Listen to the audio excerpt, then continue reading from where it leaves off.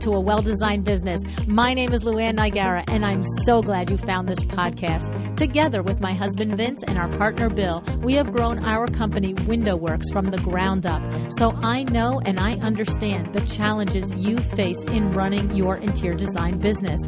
I also know that your talent alone isn't enough to ensure your success. So on this podcast, we talk about strategies and practical steps to help you grow your business. But make no mistake about it, we have our share of fun here too, mixed in with those aha moments that I love so much. This isn't fluff. Nobody has time for that. Whether you are a new interior designer or a seasoned designer, I am here to help you create and to manage the kind of interior design firm that you dream of. It's straight talk and it's action. Are you ready? Let's get started. Hi, welcome to A Well-Designed Business. Today, my friend Claudia Ricciardone of Claudia Josephine Design is with us. You know I love a good story about someone who has followed the advice of their peers on this podcast and has taken that advice and transformed their design hobby into a design business. I also love it when I've had the opportunity to witness this growth and success. And Claudia checks both of these boxes. We met back in 2017 after coaching with her a little. And since then, she has kept me updated throughout the years with her accomplishments and her successes. And I have to say I'm all the things. I'm proud of her. I'm happy for her. And I recently said to her, it's time to share your journey, your lessons, and your successes with everyone else. And so she's with us today. Claudia Josephine Design provides full-service interior designs with a focus on sustainable and eco-friendly designs and decor. In addition to her interior design business, Claudia is a certified green accepted professional, a member of the Sustainable Furnishings Council, and Maria Killam certified True Color expert. Today's show is sponsored by My Doma Studio and my 7-figure Power Talk Friday tour, which is happening in just a couple of weeks, Friday, April 1st, 2022 at High Point. As you listen to Claudia today, notice of the many things that she attributes to her success. Two of them are My Doma Studio and her random meeting of two like-minded designers at a business event she attended. Those designers remain instrumental to her growth and success, and my guess is to her sanity as well, right? And this is one of the very special benefits of attending one of my Power Talk Friday tours. In addition to spending the day with me, the Vincenz, and Eileen Hahn, you are in a room for the entire day and night with business owners who do what you do, who know your troubles and your challenges, and could potentially be your designer besties that help you throughout the years. This Power Talk Friday tour is different. It's limited in the number of seats that we are having, and also it is limited to the firms that are doing 2 million gross revenues or more. Okay. I know if you're running a firm that size that you're looking for answers, and I know the questions and the concerns you have for your business are not the same as they were even a year or two ago. So join me and get the information, support, answers, and strategies that you need to run that big ship of yours. Go to powertalkfriday.com to sign up. Now, in My Doma Studio, wait until you hear Claudia explain how key My Doma Studio is in helping her provide an exceptional client experience because it enables her to be organized. She has everything for each client at her fingertips. No worries about forgetting to invoice, to send communication to vendors or trades. It gives her efficiency and peace of mind. Go to mydomastudio.com/a well-designed business to learn more. All right, let me introduce you to Claudia.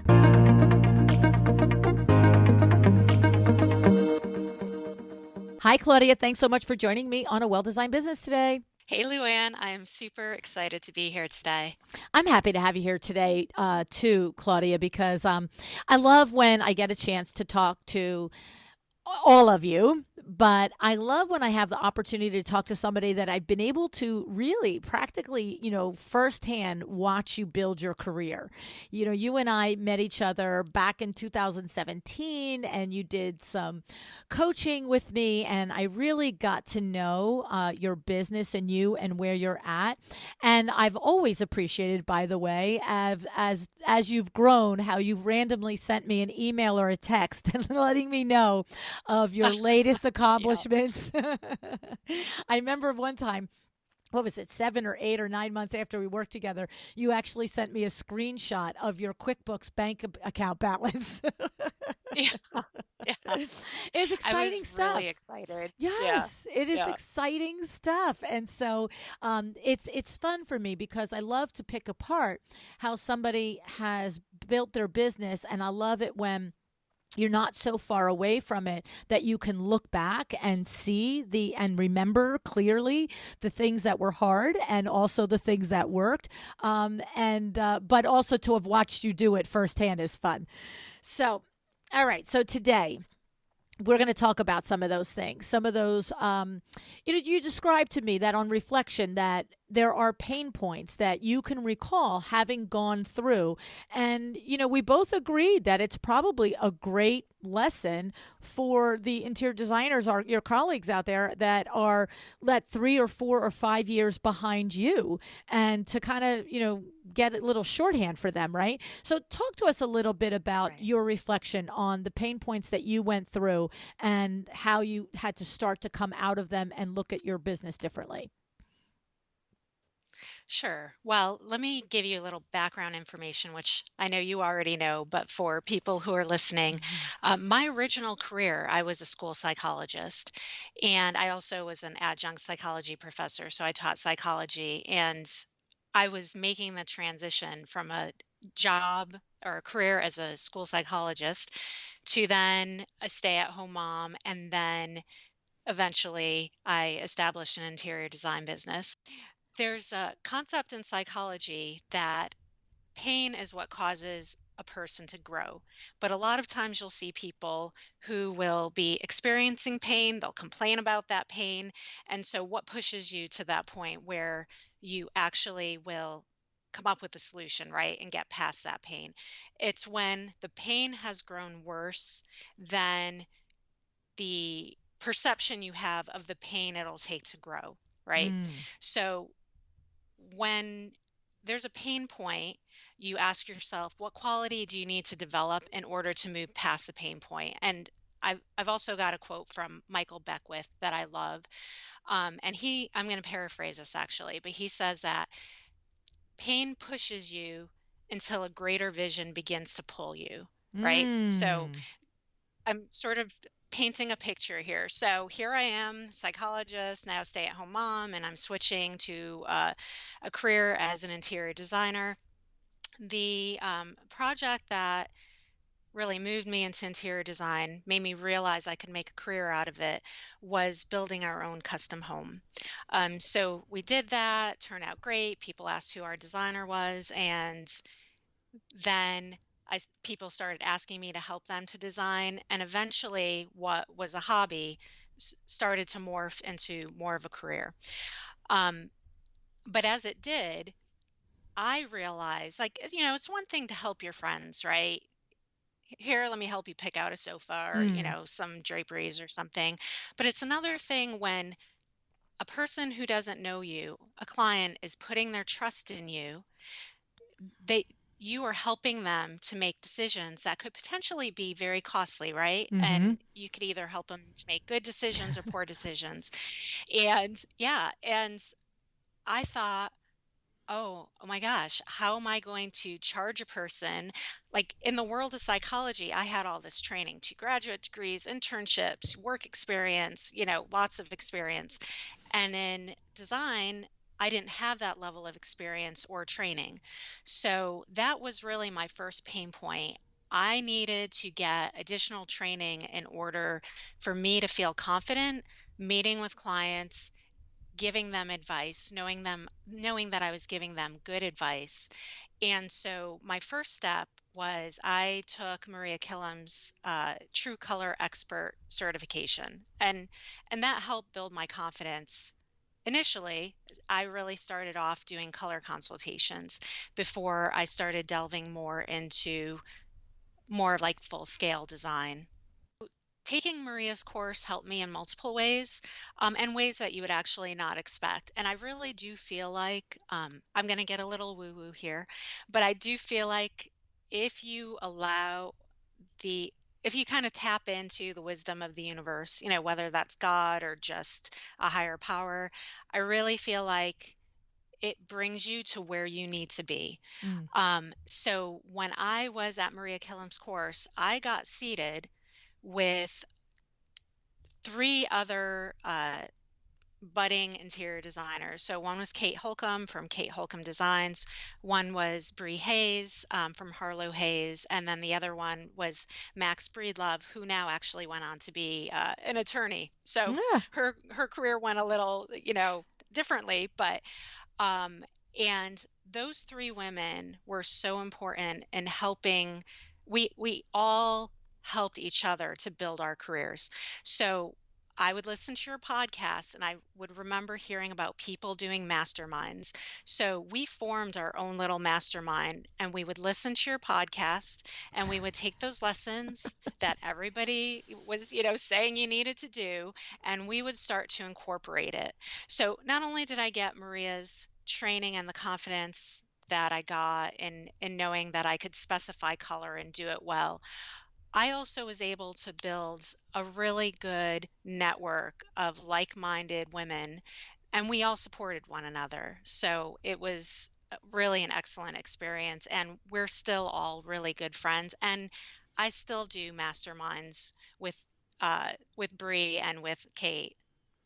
Well, I have to say, you know what? It's funny because I know that you've listened to the show from the very beginning, Claudia, and I know you've probably heard me 1,000 times do the promo spot for the Power Talk Friday tours or the LuAnn University courses or LuAnn Live. And one of the things that, in addition to the content that I'm explaining that is going to be available at any one of these ways to work with me, one of the things I'm always hammering home is you don't know who you're going to meet here. That's really going to be that designer colleague that continues to inform and improve your business skills beyond the day of the event that you are attending through my platform, right? Because I've watched it over Right. and over and over again where designers make a connection, just like you said, you were randomly sat with these two women. You didn't pick them, from a Facebook group and make a decision, to sit with them. And yet look how instrumental they became, three women, how the three of them became Right. in the formation of the beginning of your career. And I literally, I could, off the top of my head, I'm visualizing at least 4 or 5 pairs of designers that I know have experienced this from my events, let alone, like you said, events like Maria Killam and whatever else is out there. So I love that you did that. Now, the thing about doing that is you have to take the initiative, right? You have to say, one of you has to say, I've really enjoyed working and meeting you women throughout the course of this seminar. Do you want to continue this? Would you like to do this with me? Right. And that's where you have to have the courage to do that, because sometimes we think it and the crap that we say in between our ears, right? Well, maybe they won't want to. Well, la la la. It just ask, right? Right. Just ask. So I love it. I Yes. think that's so great. And the thing is, I think you would agree. Probably, we talk about all of the things that are part of our past that contribute to where we are, and we've known many designers that have not taken any courses, that have just winged it from day one. But I think that's that particular spin about you, like when you talked about your multiple MBAs and your internships and your work experience. It's very logical for me to see that you would say, hey, I was successful in this arena, and some of that had to be based on my education. So, in order to set myself up for success over here, it makes sense that I should seek out some education. So, it's a personal thing. I don't think it's Right. ever a bad thing for anybody. But it is interesting always to see what motivates us and how it's rooted in our past experiences, right? That's right. Yeah. Yeah, so I cool. I, I am a nerd at heart. So I love to learn. I love to take courses. I read all the time. And so I think for me, that is my pathway to learning, To is confidence in through learning. Yep. formalized courses, or right, and confidence. And certainly you have to, then you learn the knowledge, but then you do have to apply it, Yes. because you really only get good once you apply that knowledge. But I do think for me, having that knowledge allows me to build that confidence so that I can get that experience to it's like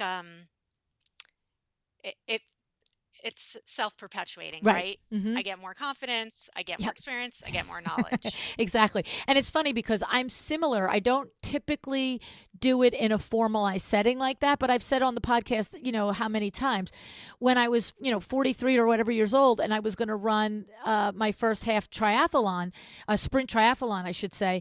I had been running, biking, and swimming my entire life, and all of a sudden I'm like, oh, I got to read books on this.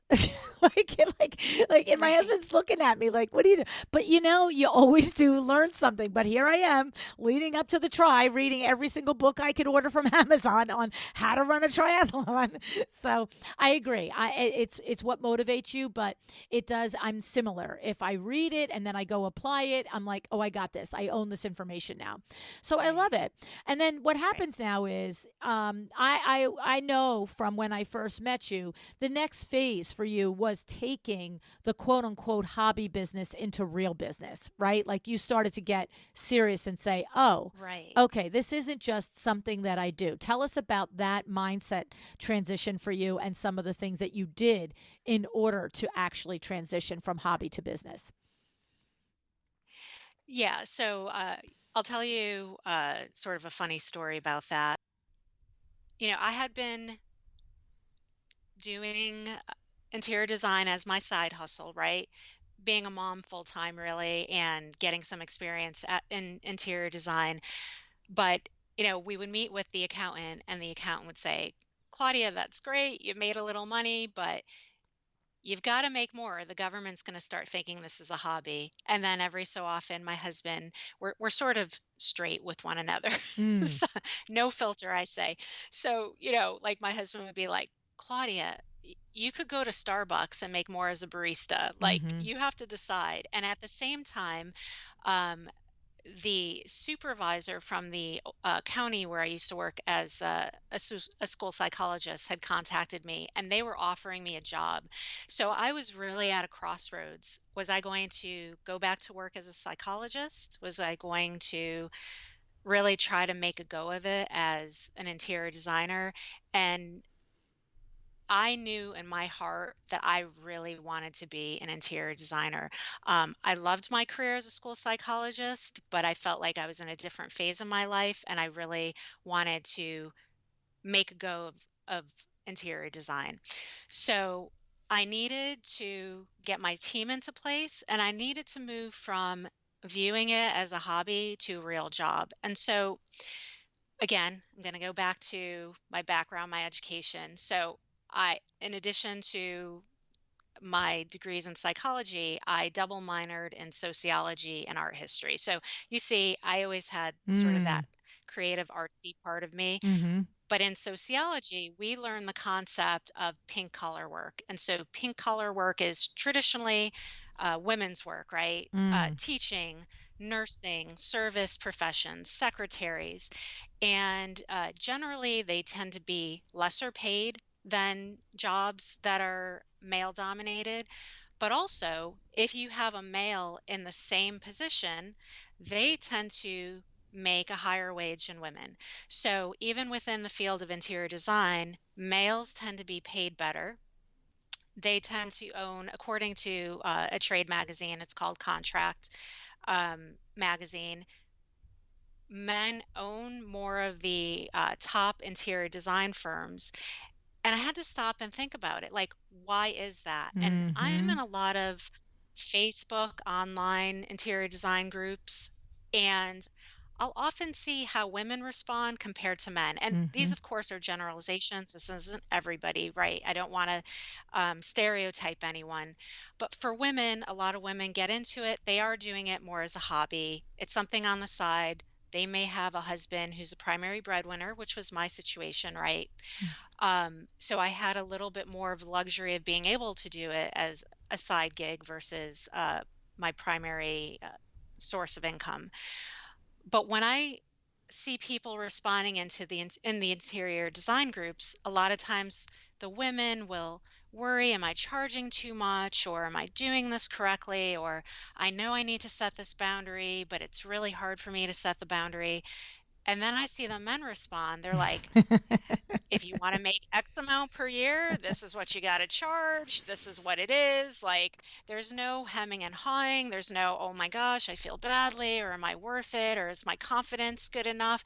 It's just sort of like, this is what it is. And I think that in general, you know, because a lot of women have families, or because they might have a spouse that's the primary breadwinner, and that's not everybody, right? A lot of Right. women have to hustle, raise their families, and do it all on their own.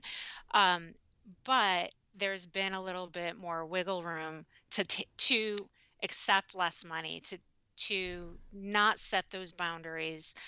And I realized that I wasn't going to have a successful real career unless I learned to act not out of like feeling guilty or wanting to always, I mean, of course, I always want to please my clients, and I'm still a people pleaser, but I really had to start making decisions based on real financial numbers, what I needed to earn. I mean, because, even with my husband as a primary breadwinner, I still want to be able to put away for retirement, save for Mm-hmm. my child's college education, to be able to maybe take a nice vacation every so often, to give to charities if that's what I want to do. So I needed to create that team. So again, this is going to go back to your podcast. You'll hear me reference your podcast all the time.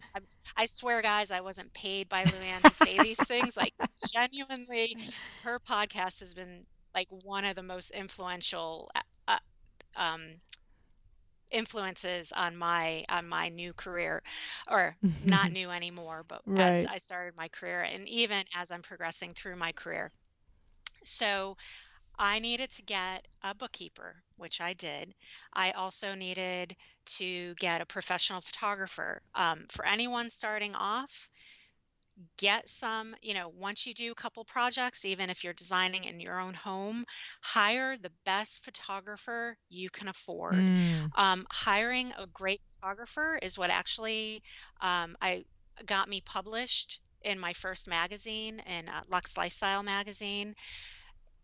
It is, I think, really key. I got a good attorney who drafted up an airtight contract. Now, my contract might be a little wordy, and we may need to slim it down a little bit. But that contract has made it clear, not only does that contract protect you, right? Because that's the primary reason people get really good contracts, but it also helps clarify to clients what's included, what's expected, and it also protects them, because your clients have the right to be well served by your business. So that was important. I hired a website designer because I am tech challenged, so Yeah, right. that wasn't going to work for me. But I'm good at writing copy. So she put it together and made it beautiful, and that also helped grow my business. And one other really key thing was my Doma Studio. So it's a project management system. I know you guys work closely with my Doma.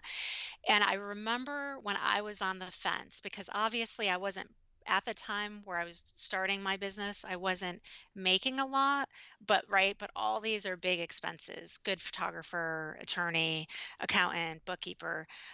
And I thought, do I really need my Doma? Mm. Yes, absolutely. My husband said, if this is a real business, you have to treat it like a real business. And if you had a business, you would need some sort of project management system. So I signed up for my Doma. It was, even for a not tech savvy person, I found it pretty easy to learn, and the customer support was really great. I still use their customer support when I'm having tech issues, and they're very helpful. But it was key, because there was no way, especially as I moved into high-end design and doing a lot of custom furnishings and decor, there would be no way that I could keep track of everything. And it makes it so easy, both for me and for my clients. So those were all key to really setting a good groundwork for my business. So what I'm hearing is that the transition from hobby to business is literally looking at it with clear eyes. And like your husband said, Claudia, if this is a business, what, you need a platform to run a business on. You're not going to sit here and do it on, Post-it notes, right?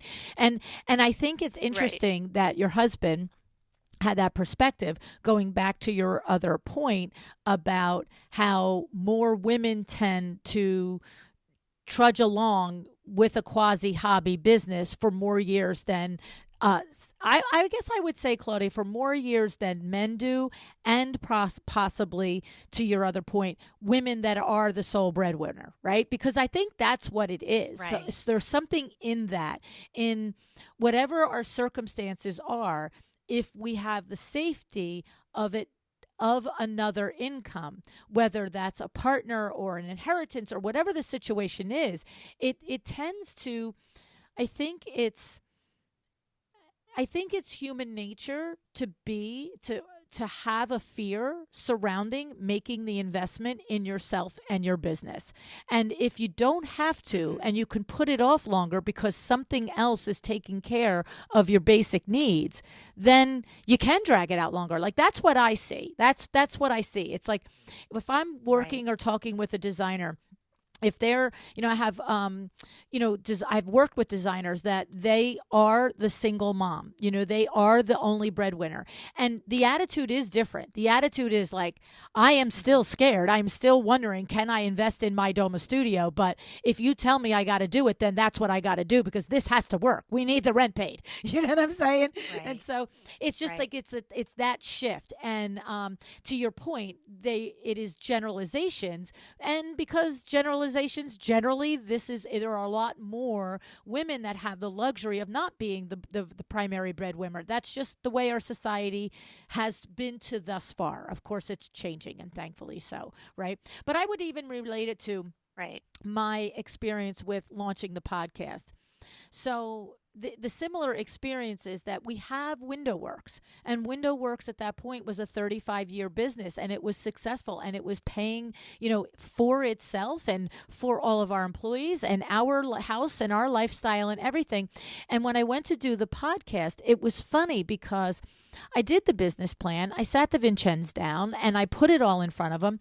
And, I had it all on paper, and I could see it, and I really could see the trajectory, the growth, and like, okay, then there would be this book, and then there would be that book, and this is, how I would access people to do these books, and this is, how I would do a live event, and this is, we would end up morphing into one-day coaching things. I mean, I literally could see it all. But what was interesting is that there were times along the way when, like, I remember the first time I went to do a Power Talk Friday in Las Vegas.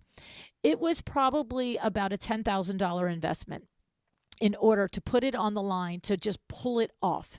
Plane tickets for us there, hotel for us there, the food, the things, all the stuff. And I thought the idea was a great idea. I thought all of the thing would work. And I remember it got to be about 8 weeks before, and I looked at Vinny and I said, I got to pull the trigger on this. And he's like, okay. And I'm like, I got to pull the trigger on this. And he's like, okay. And I'm like, it's like 10 grand if it doesn't work. And he's like, Lou, you're never going to know if you don't do it. And I was like, dang it. Right. You know what I'm saying? And so there's still, whoever you are, no matter how many years seasoned you are, what I'm saying is, you can see something very clearly, but you can still have the fear. The difference is, do you just accept the word, the advice, the encouragement, the confidence from the person you rely on, whether it's a designer bestie, a business advisor, in my case, the Vincennes. He could have said, if you're never going to do it, you're never going to know if you don't do it. I still could have said, yeah, maybe in another 6 months, maybe we'll do it the next time the Vegas market comes around. But I didn't, and I trusted him, and I Right. was like, this is a good idea, just do it. You know what I'm saying?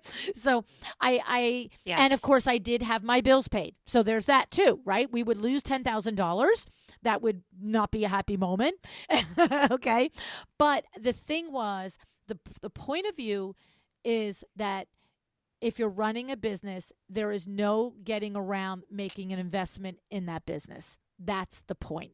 So whether the investment is to take a shot on running a one-day coaching event, or the investment is to, doing my Doma studio when you really don't have a lot of income, but you know that this is how you should build your projects so that they're clean and organized, and the very first client has an amazing experience because you've got it organized. Or if it's because you need to invest in coaching like Maria Killam, and therefore it turns you not only to the Right. confidence of that, but also the people that you meet. I mean, this is the crux of it, right?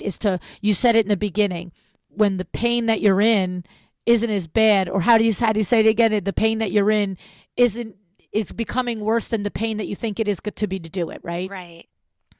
Yeah. That's right. Your perception of the pain that you're going to feel if you go through the steps that you need to take in order to make that change. And so I mentor beginning um, new interior designers, Mm. and oftentimes they'll say to me, "Oh, I just don't have the project that's worthy of spending the money on to pay for a really high-end professional photographer," or, "Oh, I'm not ready yet to put up my website."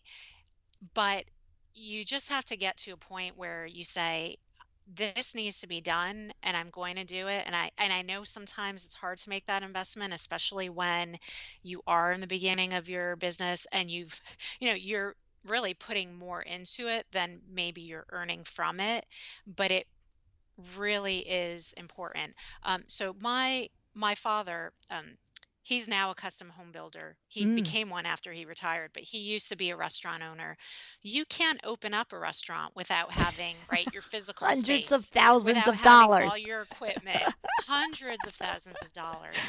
And only, I think the last I heard, like only maybe 20% of restaurants are Yes. successful and Yes. and stay in business. Thankfully, his were all very successful. Mm. I think that's where I get my entrepreneurial spirit from. Mm. But he had to make those big investments. And my parents are Italian immigrants, and they came to this country with, something, but not a lot. And so they really had to make that investment and believe in it and just work really, really hard. And I Mm. think, they were a great role model for me in terms of what I need to do to grow my business. This business didn't grow by accident. Mm-hmm. you know, Right. I mean, I definitely took advantage of the opportunities that came my way, but it was very systematic in my approach. Whereas, so this is kind of ironic, but I always give clients a client satisfaction survey after we've completed a project, because I always want to know how I can grow, what I can do to make my business better.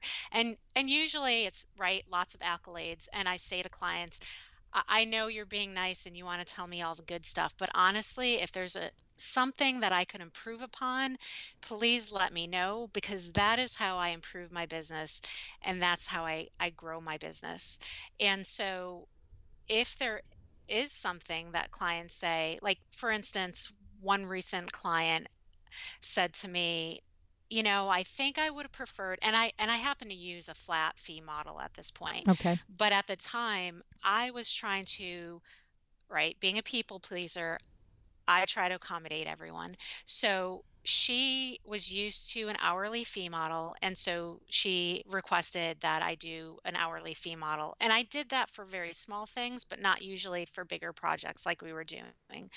And then when we were done with her project, the feedback that I got was, I wish we had done this at a flat fee Mm. model.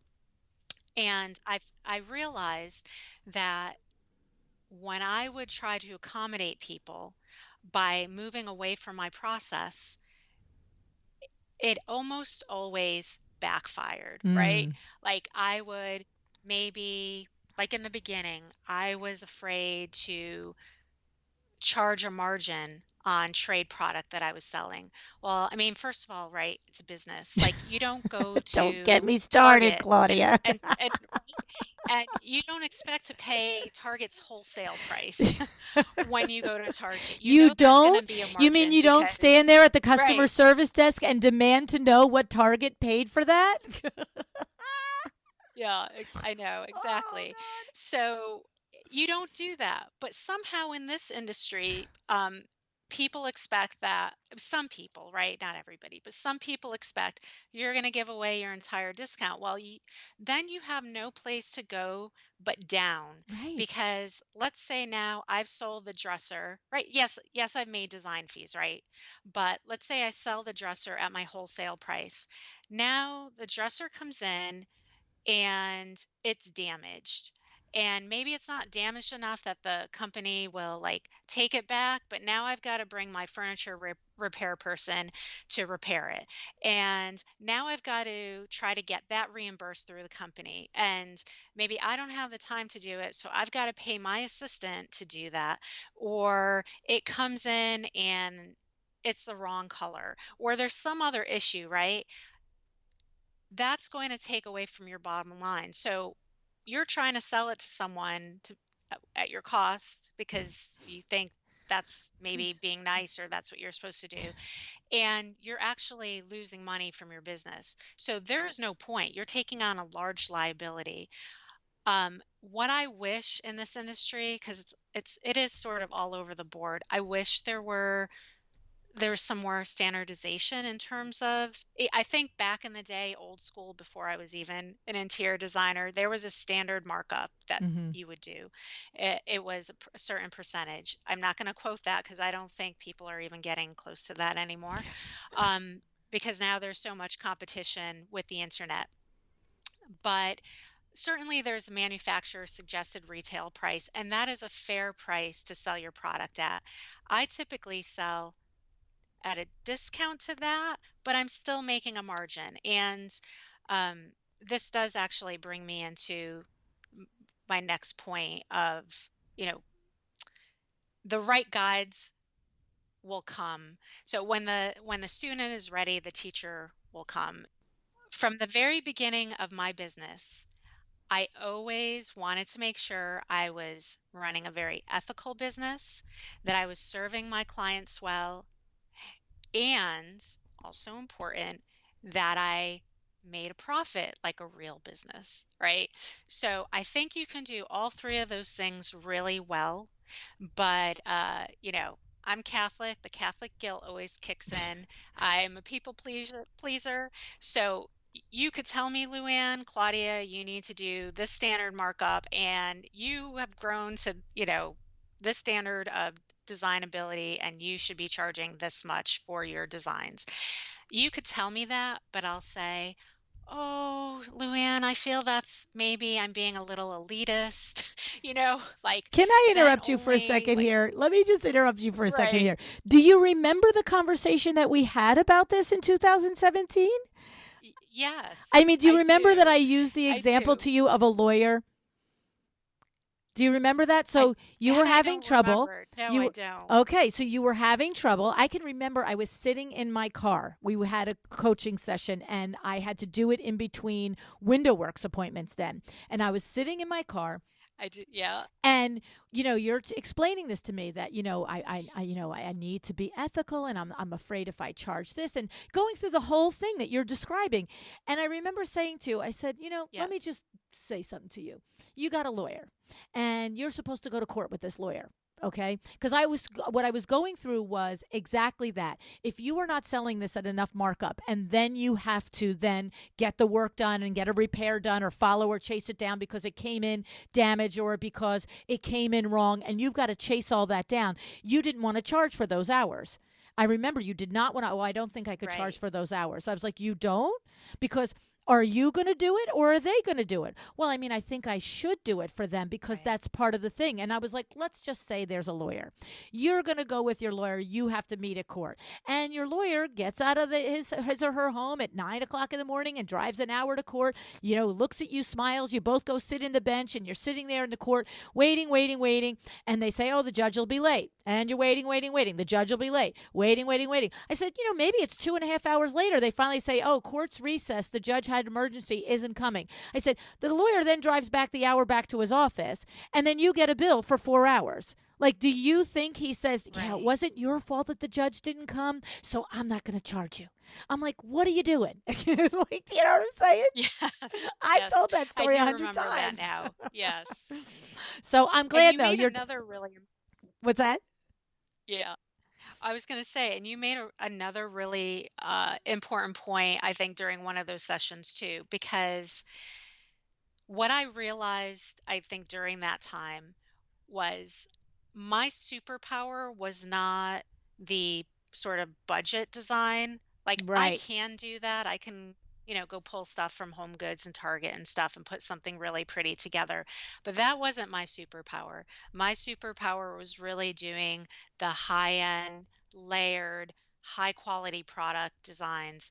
And I remember also having a lot of guilt thinking, well, if I cater to that super high end or the really high end, I'm leaving other people without the benefit Mm, of my service. And you had actually said you are doing them a disservice by, and you said it much more eloquently, but basically you were saying if my superpower is doing high end design, a luxury design, then I'm doing the person who maybe would benefit from someone whose superpower, if I'm trying to accommodate everyone, right. maybe they would be better accommodated by someone whose superpower is doing, like, thrifting and really budget design, right, high low, who really enjoys it, right. And is going to put their whole heart and passion into it, and instead of being like a little like I'm doing this to make you happy, but I'm not really happy. Like, we don't show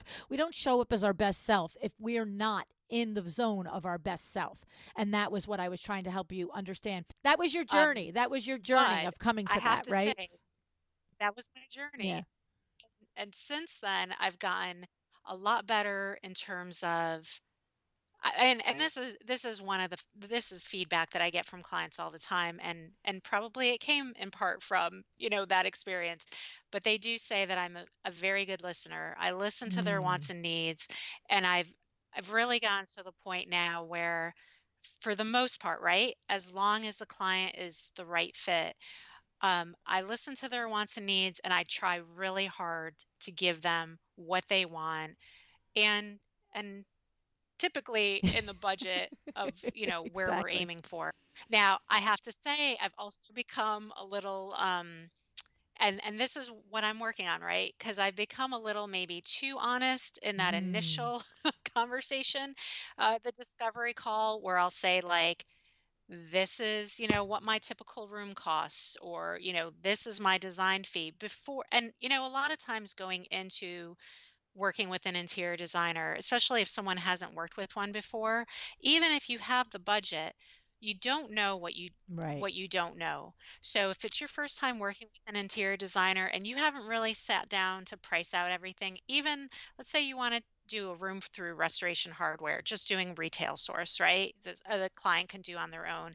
If you price out a sofa and a rug and a table and a side table and a console and artwork and lamps from Restoration Hardware, you could be easily looking at a Absolutely. $25,000 room. Uh, I could provide a $25,000 room, but with higher quality furnishings. Nothing against Restoration Hardware, No, but yeah. I I have a training in eco and sustainable, and I make sure for most of my projects where I can, I'm using high quality, sustainably made furnishings that are really meant to last Mm, generations. Like how they yes. used to make things. Back in the day. Um, but right? But if on your very first phone call with the client, you're like, and recently my typical family room has been the furnishings and decor and everything all included, averages probably between 35 and Hmm. $42,000. Now, that's a Right. car. Right. So, you know, saying something like that in your first conversation would probably scare away someone who even could afford the services. So I am in the process of really trying to find a balance of being honest, but not scaring away potential clients by giving them Mm, everything all at once. But because, like, the industry standard now is, right, to have clients pay for that initial consultation because you're doing a lot of prep work, you're giving your ideas, you're giving your intellectual knowledge away at that first meeting. If you are Mm. discussing ideas and telling them what you would recommend.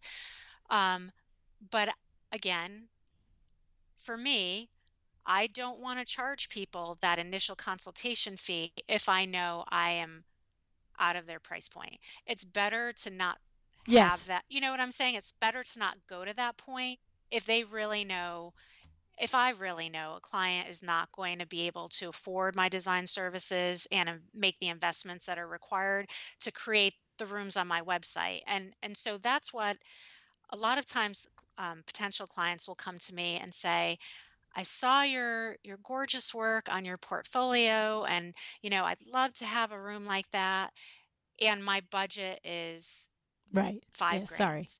And I have to honestly tell them, I'm like, to achieve that room, we're not going to be able to do it for Right. 5,000. Like there is a minimum investment that will have to be made to achieve something like that.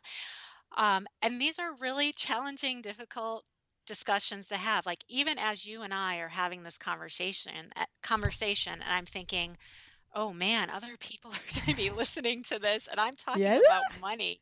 Like I'm having this reaction, like, oh man, my mom's going to listen to this and be like, Claudia, what are you talking It's not about? polite to talk about Um, money in public. right, right. But it's very important. So it is that you have to become comfortable with talking about money and being honest and saying it in a way that's not apologetic, but also Hmm. that balance, right, of not scaring Hmm. people away or making it seem like, oh, I'm sorry, I just cannot work with you Right. because, Right. you Well, there's a cannot difference afford in a me. conversation that is There's a showing balance. respect, but integrity through it, as opposed to a conversation that is, you know, Right, um, being what's the word, like denigrating and uppity, right? Like it's like there's a difference. And honesty, right, if someone right, doesn't appreciate an honest conversation, then I don't know, they're not my target client to begin with, right? Like what are we're gonna pretend throughout a 7 or 8 month or a year long right, relationship to dance around each other? But the thing about it is right, I think that when the consumer doesn't understand and says, hey, I thought I was going to spend $10,000 or $15,000 on my family room or my whatever, it's a lot of times that consumer has never even added up what they have in their own house. And I can't remember which episode it was throughout the years, but I remember a designer, someone did point out this aspect of a conversation. Even when you talk about right, even when you talk about the client demographic that is going to spend money to design a room. Let's just say it that way, right? Like hmm, they're going in expecting they're going to spend money, but if they haven't ever done a room from zero to completion in one fell swoop, this designer, whoever it was, described how even your average garden variety human doesn't realize that if they sat there and looked at their living room that they right, started designing themselves when they bought their house, that 10 years later there's probably 40 or $50,000 worth of product in it, because right, you never just went plunk, here's 50 grand. But one year you bought a sofa and it was 2,000. Maybe it wasn't 20 like a custom sofa would be, but it was 2. But maybe the rug was 7 or 8 or 10 because you fell in love with it on vacation or whatever. And then the chandelier and then the this and that. And I think, and remember hearing that and thinking, oh, I don't really consider myself someone that would spend 50 grand or 40 grand on a room. But then I was like, start to add it up, sweetie. right, Like, just right. because you didn't buy it all at once, you did do it. And that's, Yes. I always felt, was a great conversation breaker for when you're doing what you were just describing. Trying to have the moment where you're honestly laying out what the budget costs. And if you get that little knee jerk reaction, you sense that, whoa, I didn't think I was going to spend 45 on the family room. That seems crazy. If you're in their home and you can see that they actually probably have, even though Hmm. they've done it over years, it's a great way to point it out and say, look, this isn't really out of line. Think about it. I'm looking at your home. I'm noticing XYZ, XYZ. And if you can just kind of rattle it off the top of your head, maybe that was 8, maybe that was 5, maybe that was 2. You've done it before, but the difference is now, are you in a position where you choose to do it in one fell swoop? And that's what Right. interior design, luxury interior design is. I'm going to come in and I'm going to design it for you and we're going to deliver it all at once. And that's the difference. And if you want that, then I'm your lady. If you don't, I get it. Go back and do Right. it for 10 more years and have the same room, but it won't be as pretty and it won't be as nice. It'll take you 10 years to get Right. it. Right. Yeah. But that is because design is luxury no matter what. I don't care if somebody's room is going to cost 15,000 or it's going to cost 115,000. When you Right. engage with an interior designer for their expertise, you have just crossed into giving yourself a luxury as a consumer, right? You can ask your partner to give you a massage or you can go to the spot and pay $100 for it. Right? Right. Like, I mean, Right.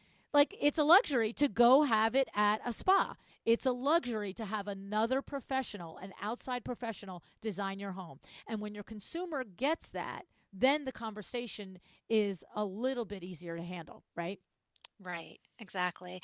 Now, and I've also done the opposite. So I have sometimes worked with clients who have the means, but I didn't even do my dining room all in one fell swoop. And the Right. console, the beautiful console I bought it secondhand. So I put together a very well designed dining room, but it wasn't on the budget that I'm doing for a lot of my clients.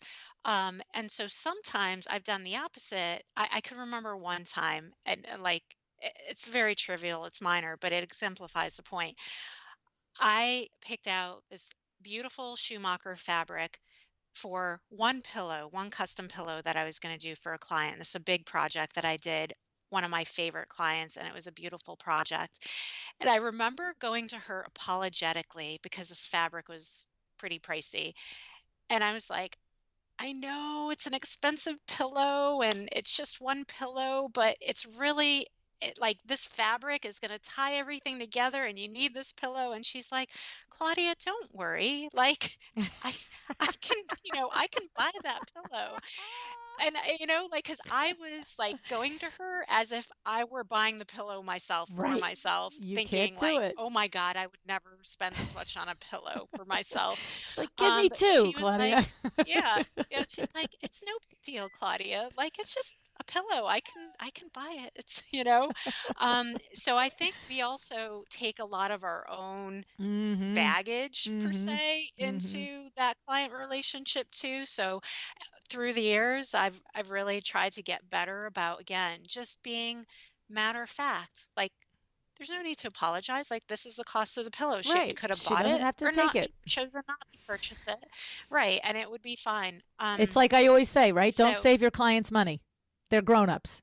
If you yeah, picture, there's, yeah, if it's perfect for the space and within the scheme of things, it's within the budget. Don't overthink it. Present it. I've said it before. When we go to a professional, whether it's a consumer going to an interior designer or somebody going to a lawyer, we're going to you because we expect the best process and the best opportunity for the best outcome. And if that best outcome includes a $450 pillow or whatever it is, then you got to at least tell me about it. And I can say no. It's almost like a lawyer, like use a lawyer too. If, oh, if I were to spend another 40 billable hours on your murder defense, I might get you off, but you probably don't want to spend that much. right. Okay, sweetie. Like, Yeah, let's do it. Okay. right. Or a doctor. That surgery is going to be twice as expensive as the other one. Even though this one might save your life, the other one maybe not so much. You're right. Let me have the bargain version. Stop, right? Like, we want to know the best of the best. That's Right. why we're going to you. And then we make a decision on what we could afford. I want to not leave this conversation without spending a few minutes, just giving some love and shout out to Veronica Solomon. You started to talk about her. We got sidetracked. Oh, yes. Veronica Solomon, Yep. if you are new to the podcast and you are not aware, she is an interior designer in Katy, Texas. She has an interior design Facebook group called What They Don't Teach You in Design School. She is a tremendous interior designer, both from a technical talent aspect, but also from the business acumen side of it. And just give us a little love on Veronica since you're working with her now. Well, first of all, she is just a kind, amazing human being. Like she's generous of spirit. Mm. Um, Even within her Facebook group, Mhm. she's always giving very sound and thoughtful advice.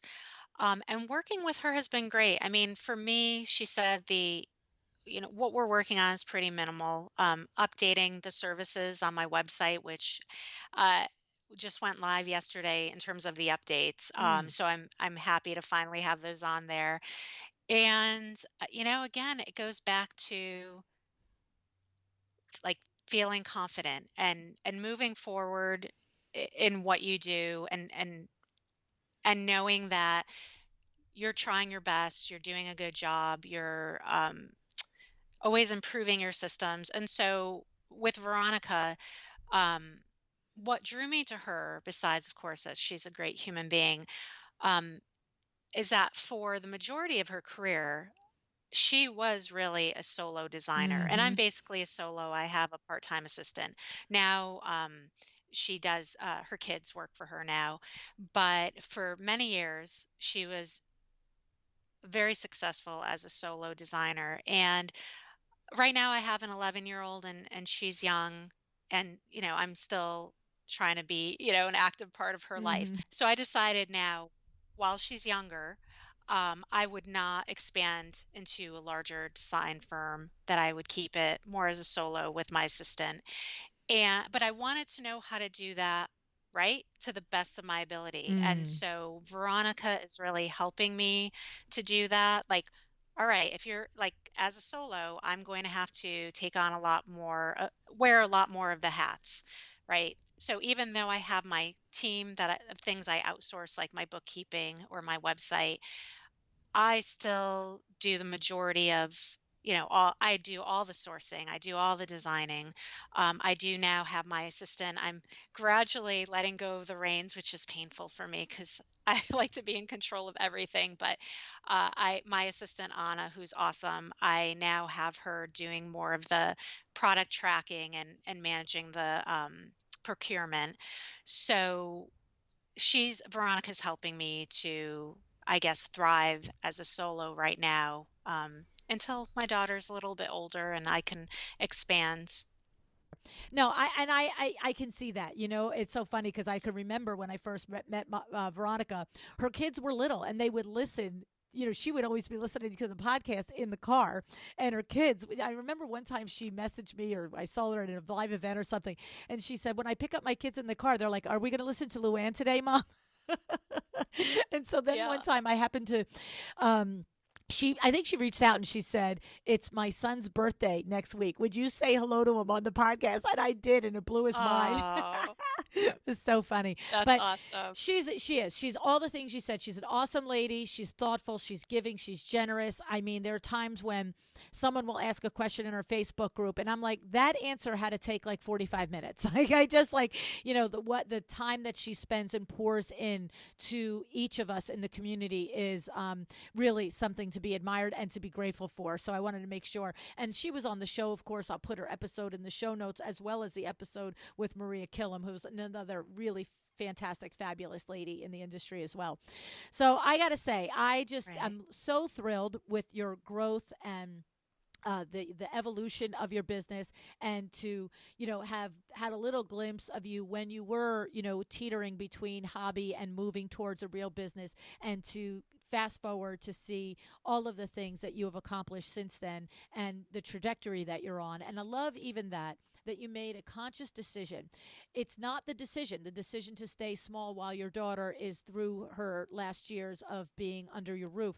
It doesn't matter to me if your decision is to grow while she's under the roof or stay small. It's that you decided what was best for you and your family, and now you're seeking out a mentor who has been there, done that, and getting good actual strategies and tools in order to serve both your clients, but also to serve and honor your daughter and your husband and your family in the way you want for this next period Right. of your life. It's terrific. It's the choice to look at it without blinders that I really am calling out. It's not for others, the choice would be to, how do I grow intentionally while I still usher my children through these formative years?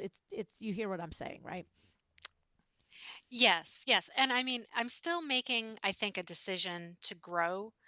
But it's how can I grow as a solo, Right. as you know, Yeah, because there's, I think, a couple different ways I can grow. So, I'm yeah, still you want to making that manage it. decision to Yeah. grow, but Yeah. in a different way. I Right. love it. I love Right. it. It's so, so good. So, so good.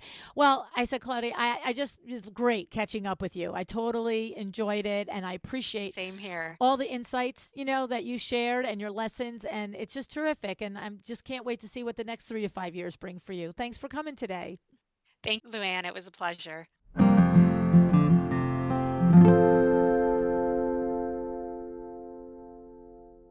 Claudia's desire to become an interior designer sparked when she was building her own custom home. I've heard the story from many of you as well.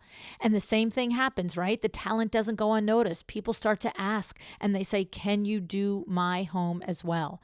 And you know what? Lots of you, like Claudia, decide to take the plunge and go into the interior design field.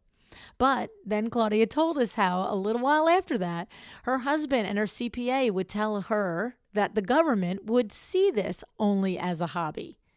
So now she was at another crossroads, right? With another choice to make.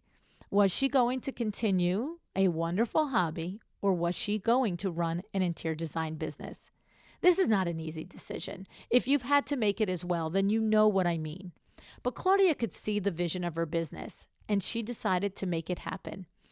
Claudia emphasized, and I completely agree, that it's important to invest in your business always, from the beginning and throughout the years. Every level of business brings new hurdles. So why reinvent the wheel? Why figure it out yourself, right?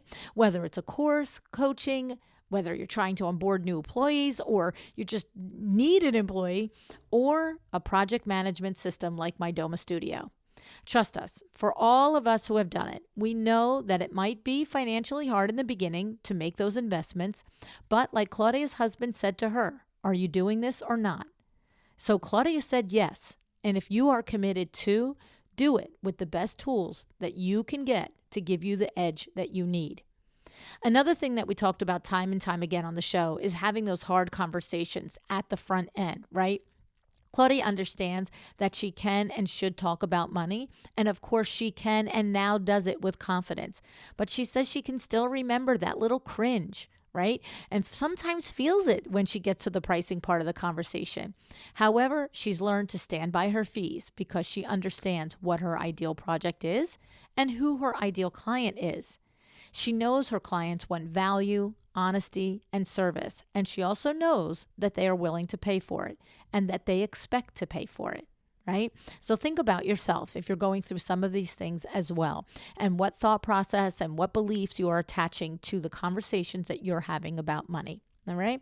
Lastly, one more shout out to Veronica Solomon. Veronica is an incredible designer, mentor, leader, and person. I encourage you to check out her Facebook group, What They Don't Teach You in Design School. It is a treasure trove of information and support. Claudia, thank you so much for coming on the show today. I'm so proud of you and what you have achieved. You have grown so much and your confidence is shining through.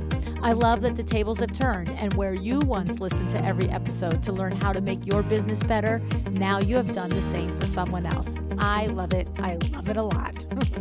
Thank you so much for listening today. Decide to be excellent.